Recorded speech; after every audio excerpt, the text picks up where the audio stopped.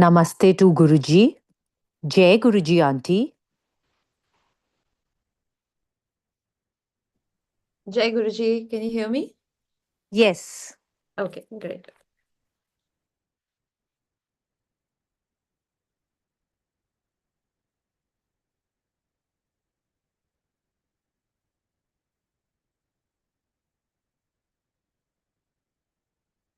Okay. Jai Guruji, Sangaji, and welcome to this next episode of the Reading Club. And we're going to keep moving on with things that I think which affect all of us in this present day-to-day life, and how over the years of having gone through many situations and many challenges, and having learned, having dwelt, having introspected, having tried to heal with Guruji's grace and with understanding of so many things, and putting it all together in order to lead a better life. um, it's been quite a journey, but it has been a wonderful journey, because I say this for myself, that where I stand today as compared to many years back is a very um, en- a very enlightened, where I've understood, where I've seen things, where I've understood what the flow of life is. And with Guruji's blessings and with understanding, with deep rooted introspections at every step of the way, and trying to join the dots and putting things together in this life, so that I feel this life is so blessed, because we have met the Almighty on this earth, and it is our duty to take care of ourselves in every way possible, so that we can receive whatever He wants to give us and whatever He has to give us. But it can never happen if our um, mind is cluttered, in if we are still functioning from a state of negativity, from negative emotions, from a feeling of helplessness, and from a state of um, feeling low. And it is up to us to elevate ourselves, to get rid of all these things and all these thought processes that we have in our mind, so that we can take in what Guruji wants to give us, and we can understand that life is actually very beautiful, and we are really blessed to be just the way we are, and just to be alive, just to be breathing, um, and just surrounded by uh, his graciousness and his love all around us. So today, we are touching a topic, and going to be talking about something which I would say as, who are you? And Sangaji, all these readings and all these excerpts that I'm going to be narrating out are from the culmination of many books that I have read through this journey. And I have tried to sync it with Guruji's teachings, and try to get into myself deeper and deeper, and try to help those who probably haven't reached there, in order to receive the blessings of Guruji, in order to understand why life is the way it is. So there is this, at the end of it, I think in this rat race, we forget a very simple basic thing, or we forget actually the root of our existence, and that is, who are you? Because the true self is obscured by layers of experience and expectation, but you can always return to being truly you. People talk a lot about being yourself, everyone says, just be yourself, don't try to be someone else, just be you. And all over you will, hear in different communities people saying things like reconnect with your true nature. And um, this is actually the baseline for each one of us. But the question is that if you don't really know who you are, then these statements seem absolutely meaningless. What does it mean to be yourself? What is your true nature, and how do you find out? So let's put it across like this. Who would you be today if you can contemplate over this statement? Who would you be, and how would you feel? And what would you do if you had never been hurt? If nobody else existed or had ever shared their opinion about you?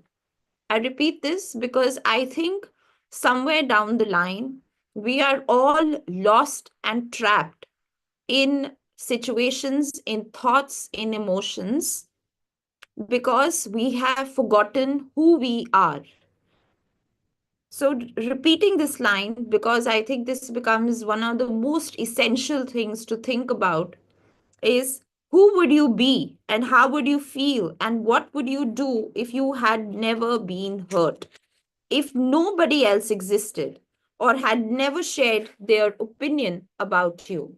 It's not an easy question, but at least it's very specific and it gives us something to work with.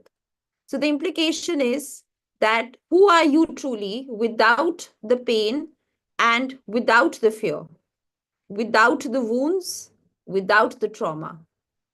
I repeat, it's not an easy question, but it's more specific. So the whole idea is to understand who are you truly without the pain, without the fear, and without the wounds and the trauma? Now, it doesn't mean that we need to wipe clean our emotional slate and behave as if everything's blissfully perfect. The biggest thing in life is that the challenges that we face are actually a part of our strength.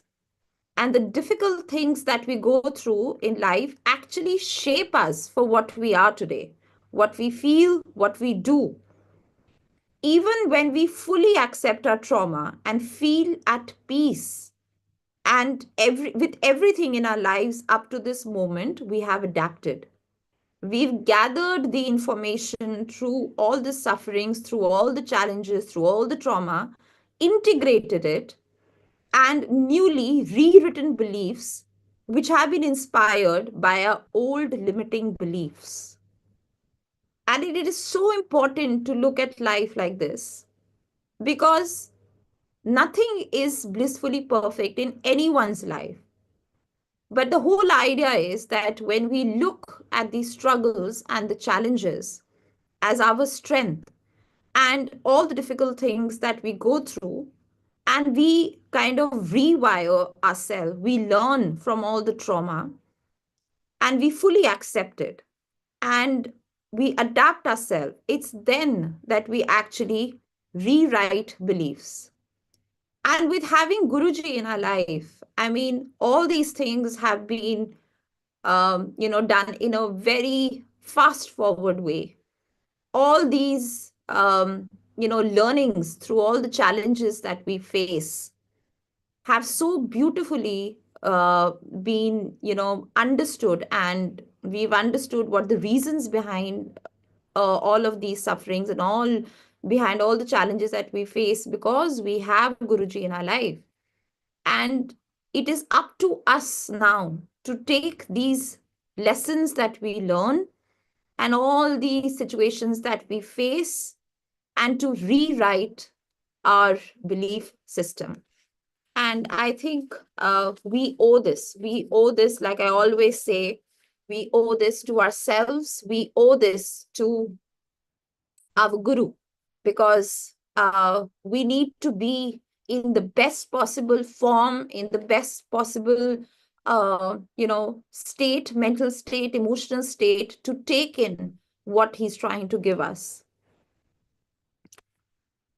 We have, it is our responsibility and it is in our control to choose the responses that we have towards the trauma that we face. So we have to teach ourselves to heal ourselves, and we have to begin making choices. Instead of reacting instantly when we feel triggered by anything, someone, or something, we need to pause. And we have to thank the person, or we have to thank whatever is bothering us and whatever is triggering us, because that always highlights a part of ourselves that we need to heal. And this is what we've experienced by being with Guruji, because we know that whatever trauma and whatever challenges that we have faced, there's always been a reason. And every human being has something to work on in himself or herself. And that something is different for every person. So Guruji puts those kind of challenges in front of you so that you learn from that and you become a better reformed with new belief systems, and you learn from all of that. And that is why it is always very important not to feel overwhelmed and to shift into this new space or into this new belief system. We have to change our perspective, and we have to remember that we are capable of doing it again and again, even when the most stressful situation comes in front. With Guruji being there, Guruji has taught us, and we have learned that we don't need to be scared. We don't need to be worried. We need to take things and see things the way they are, work our way through the situation, and never ever lose our faith, even in the most difficult and troublesome moments of our life.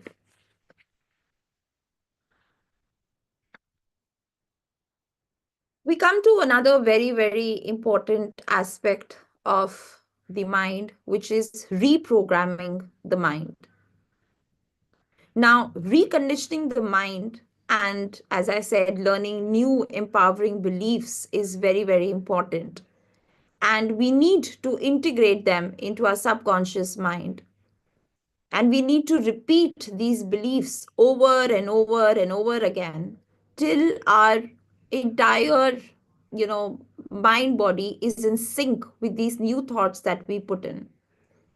And this we've experienced with Guruji, where he has shown us a different side to life that we could not even believe and could not even imagine. Our thought processes change. We become different. We become better. We become, you know, we we we keep moving forward with very, very positive and different thoughts in our life. And this is, again, like I said, up to us to do this, to see the signs that we are facing, to see the challenges that we are facing, and to remember that we need to let go of who we are or what we thought we are and reform ourselves. In yoga philosophy, the true self is always there. It's a steady center that we all have in us. In ancient Indian texts called the Upanishads, it's called the Atman, which is basically self with a capital S. The true self is the part of each of us that's eternally connected with everything else. The universe, the divine, that is Guruji, and the universal consciousness and everything. So we all come from the same stuff and go back to the same stuff. Today, I'll give you an example of what this exactly means. Now, there are two waves that are rushing, two waves, WAVES, two waves, like in an ocean, two waves which are rushing towards the shore. The first wave is of anxiousness. And it's the first wave is anxiousness. It's fretting and thinking at 100 miles an hour. And the thoughts are like, when I reach the shore, that's it. I'll break. My life is over. I want to slow down and take it in, but I can't. I can't stop myself. I wish I was bigger. I think the other wave is faster than me. I'm not good enough. I'm scared. I don't want to do this. I want all of this to stop. This stressed out and panicky wave doesn't enjoy the experience of traveling towards the shore. It doesn't take in the beauty of it because it's worrying about the end and about all the things that can go wrong, about wanting to control or change the situation. Now we come to the second wave. The second wave, however, is very calm. It rushes just as quickly towards the shore, but it isn't scared. The thoughts are like, this is a beautiful life. I'm glad to be a wave for these few moments. I won't break or die when I hit the shore because I'll simply go back to the ocean. I came from the ocean and I'll return to it. It is what I am, and I am what it is. This is how I'm meant to be. So the second wave is in touch with the steady, peaceful, and blissful true self at its core. In contrast, the first wave is not. It's distracted and it's panicking. Now you are the wave, and the universe is the ocean. So if you're calm and connected with who you really are, you can be peaceful and connected with the energy of the universe and with Guruji's blessings. Your vibrations have to basically tap in and they have to be in sync with Guruji. You have to understand that you have to try during the course of your life to be steady, happy, and calm. These are the things which we have learned over the years by being with Guruji, spending all these beautiful years of my life with him. He has taught life at a much, much deeper level.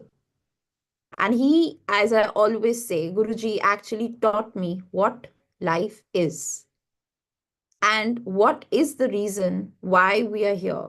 What is the greater reason of meeting him in the form that he came in? And for that, through all these things that we read, we understand. And Guruji also used to say कि शांत रहो, खुश रहा करो, ते जिंदगी को ज्यादा seriously नहीं लेना. These were the reasons. Because at the end of the day, you have to remember that we all are going to go away from this earth, and we have to just take life as the way as it's coming to us, but through a steady and a happy and a calm state of mind. And this state of being connected to the real you is something which has to be done every minute of the day. Like Guruji used to say, ki banda ban. It's not that you can be in this state only when you're sitting in front of Guruji or sitting in a satsang, or you are, in your best form in front of Sangat. But it is something that needs to carry on even when you're out of that atmosphere. And that is when you really have to be connected all the time and be aware of who you really are. And practice all these things at every second of your life. The impressions, experiences, pressures of everyday life, they take away our true nature. So it is part of our job to commit to our own healing and return to the true self again and again and again. You will read in many books, many practices taught to do this. But our Guru gave us the practices. He gave us the ways. So we need not wander here and there, but stick to the ways he gave us. Whether it was reading the Shiv Puran, doing the mantra jap, or going to satsangs, listening to satsangs, going to the Bada Mandir. He gave us all the practices possible in this world to reach this stage in our life. But to implement it is our job. Another painful thing that fear makes us believe is that our lives can never change. So we create these trauma narratives for ourselves. For example, this happened to me, and then that happened, and then this other thing, and now I'm just waiting for the next terrible thing. This is my life, and I can never be happy or peaceful because I know I'm destined for more bad times. Now, this is a self fulfilling prophecy. If we expect more trauma, we'll look out for it.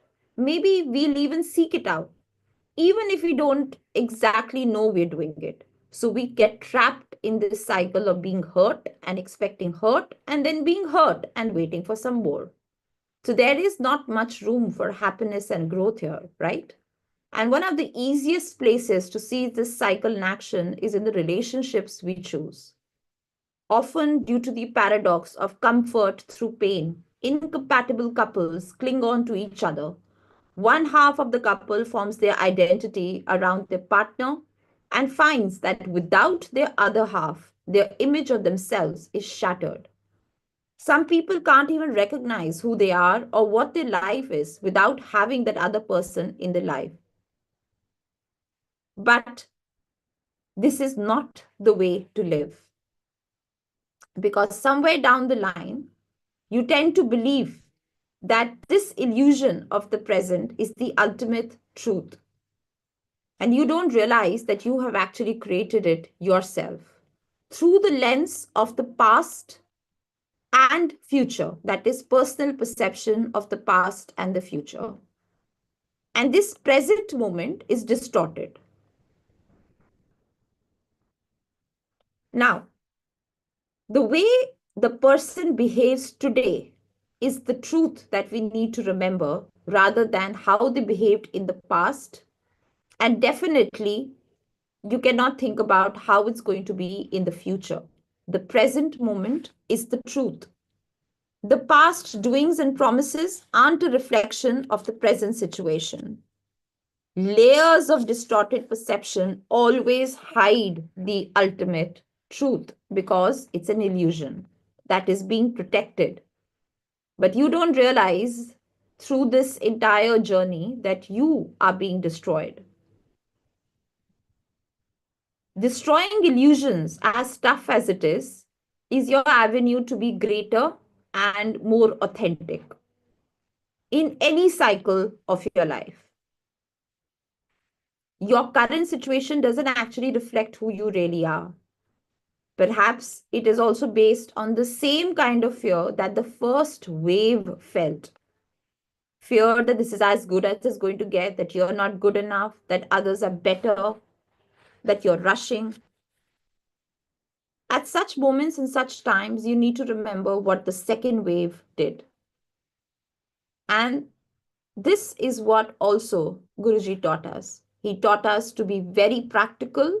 He told us to see things the way they are and not to fool ourselves by creating stories in our mind. And at the same time, to stand up and to look after ourselves, to take a stand and to fight wherever it was essential and wherever it was important. And he taught these things again and again to people who needed it the most. So I feel that whenever you feel that you are, stuck in certain situations or in certain moments or in a certain environment, you really need to be truthful to yourself. And you don't need to bear the pain and bear the discomfort and say that Guruji will take care. No, you need to be aware. You need to open your eyes. You need to see things for the way they are and accept them. And always choose the path which is the right path, which is the correct path that Guruji would want you to take without worrying about what the future is going to be like. Because we know that Guruji taught us that surrendering is the biggest thing that you could do in your life, and you could you need to surrender whatever the course of your life is at Guruji's feet. But when we say surrender, let's not mistake it for just leaving everything on Guruji and saying that he will do it all.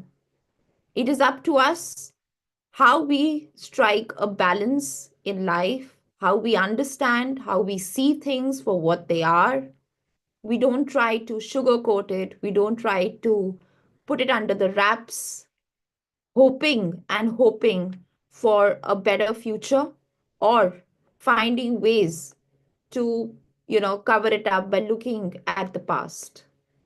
Because through this journey with Guruji, we have seen that Guruji could have blessed something in the beginning, and maybe the track of some situation or any course of your life requires you to open your eyes and change your path. And this much of, I would say, this much of clarity you should ask from Guruji. When we sit in front of Guruji, we ask for small things in our life. What if we just sat in front of him and asked him to give us the clarity to do the right thing and to distinguish between what is not right for us, what is not good for us, and to give us the strength to take the steps or to make that change or to go in that direction where we can take ownership of our life. So, Sangatji, this is all on us. And Guruji has given us all the possible tools in the world to do this and to connect with Him, to sync our intuition with what He wants to tell us. But we need to work on ourselves. We need to work on our mind. We need to work on our mental state. We need to be in a state of being calm and composed so that we can understand whatever Guruji is trying to give us. I will end here and I will come back in the next session with something more on this lines. Thank you. Jai Guruji.